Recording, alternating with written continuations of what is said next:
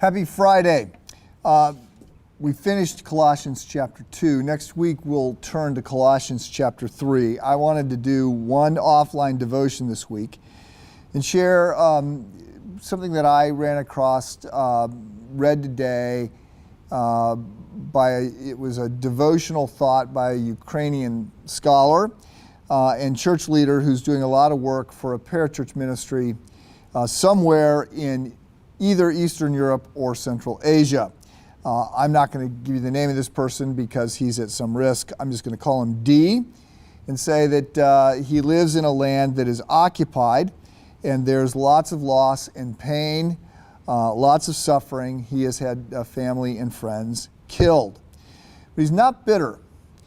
And his experiences have hurt, and he is very quick to say that. But he invites the Holy Spirit to shape him and to help him process, and he ends up with a very ironic disposition. And my experience is that you only find this kind of peacefulness in people that have suffered a great deal. I remember being at a conference, and there was a relatively young guy, younger than I was, who was just profoundly wise, and I was immediately drawn to this guy. Like, who is this guy? And I asked at one of the breaks, I asked somebody, I said, so tell me about this guy here. And they go, oh yeah, he's only recently been out of prison.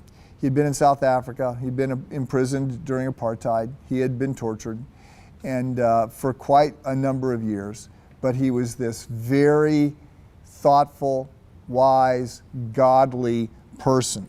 So D, who's part of a ministry that Christ Church supports, that I've worked with for 20-some years, D writes and he says that pain is not a sin, but pain can keep us from growing if we don't process it. And so he says it's a barrier, and we end up disappointed with life, we end up disappointed with others, and we end up hurting other people. We become a slave to the pain that we have. So he talks about the need to have our pain healed, the need to not let it malform us, to hinder our relationship with God and others. He tells a story about holding his dog who was dying, and the dog was in pain, and the dog was, he was comforting the dog, and the dog was looking at him. But in the pain, the dog turned and bit his wrist, and that he says, it was a serious, deep bite, and he bled a lot, and his wrist was sort of in trouble for a couple months. And he said the pain the dog was in led the dog to hurt somebody that the dog actually loved. And he says our unprocessed pain can do that. He looks to Joseph and the fact that Joseph gets sold into slavery by his brothers, and then the fact that Joseph is, rising up in Potiphar's house when he is unjustly accused by Potiphar's wife of trying to sleep with her and thrown in prison, and then he ends up he's stuck in prison forever and ever. And so he looks at Joseph and how Joseph processes his pain and his relationships with his others, and he says, we have to be proactive in this, or we can be pulled down. We have to tell ourselves the right stories.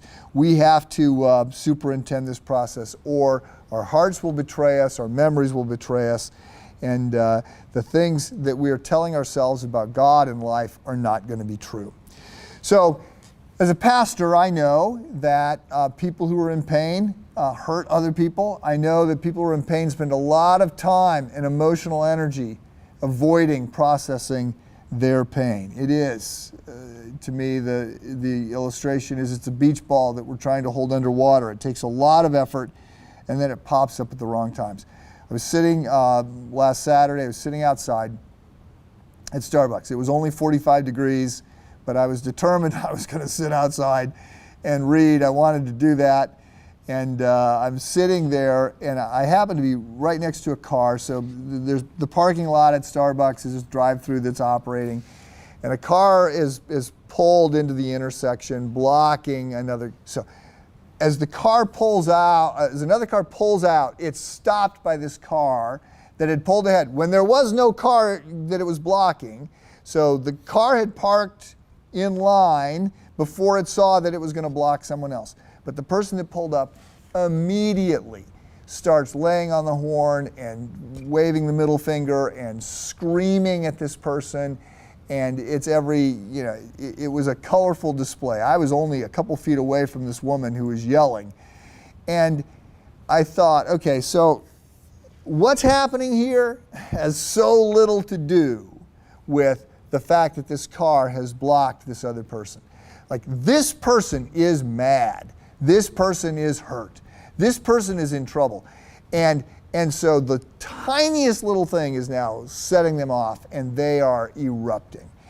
And so I don't know what your situation is. I know there's a lot of people that are hurting right now. And for all kinds of reasons, I know there's a lot of people hurting. And if you don't own that pain, process that pain, confess that pain, talk with somebody about that pain, then you end up like that lady who is just instantly furious and making her own life, as well as the lives of others, a lot more difficult. If we can help, let us know. You can talk with a friend, someone in your small group. You can sign up for a spiritual check-in. But if you are in pain, you want to process that pain before the Lord. Have a good weekend.